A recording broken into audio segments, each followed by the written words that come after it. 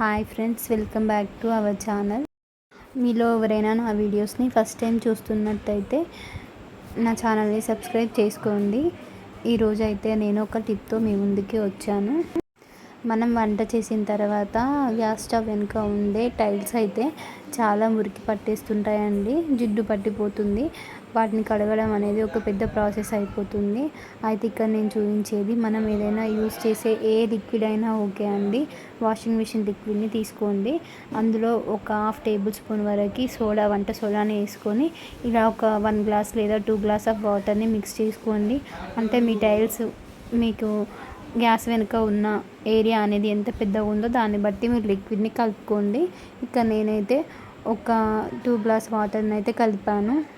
ఈ ప్రాసెస్ అంతా కూడా వంట చేసిన వెంటనే చేస్తే ఏమవుతుందంటే, మనం వంట చేసినంతసేపు మన గ్యాస్ స్టవ్ వెనుక ఉండే టైల్స్ అనేవి వేడికి ఆ జిడ్డు అనేది కొంచెం మెత్తబడిపోతుంది. సో వెంటనే మనం కడగడం అయితే ఈజీ అయిపోతుంది. ఇలా మనం వంట చేసిన వెంటనే ఒకసారి నార్మల్ వాటర్ చల్లుకొని తర్వాత మనం కలిపి పెట్టుకున్న లిక్విడ్ మొత్తాన్ని కూడా ఒకసారి అయితే అప్లై చేసుకొని ఒక 10 to 15 మినిట్స్ వరకు అలా వదిలేసేయండి.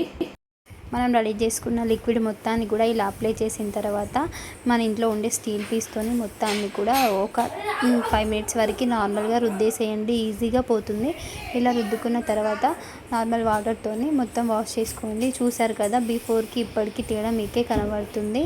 ఇది అండి నేనైతే ఇదే ఫాలో అవుతాను. ఇలా చేసుకుంటే మనకు స్టవ్ వెనుక ఉన్న టైల్స్ అనేది షైనింగ్ వస్తాయి, అలాగే నీట్గా క్లీన్గా ఉంటుందండి.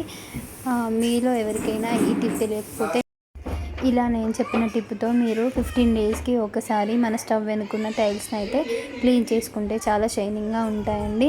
అలాగే సేమ్ ఇదే లిక్విడ్తో కూడా మనం గ్యాస్ స్టవ్ని క్లీన్ చేసుకోవచ్చు. మనకి జిడ్డు అనేది లేకుండా, మబ్బుగా కనపడకుండా మంచి షైనింగ్ అయితే వస్తుందండి. ఇలా ఈ టిప్తో మీరు మీ ఇంట్లో ఉన్న గ్యాస్ స్టవ్ని, ఇంకా టైల్స్ని, కౌంటర్ టాప్ మొత్తాన్ని కూడా క్లీన్ చేసుకోవచ్చు.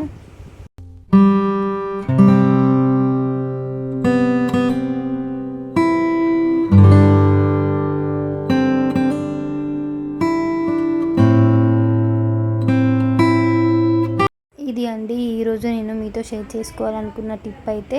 మీకు ఒకవేళ ఈ టిప్ ఫాలో అయ్యి మీకు రిజల్ట్ అనేది కనిపిస్తే నాకైతే ఖచ్చితంగా కామెంట్ సెక్షన్లో కామెంట్ చేయండి.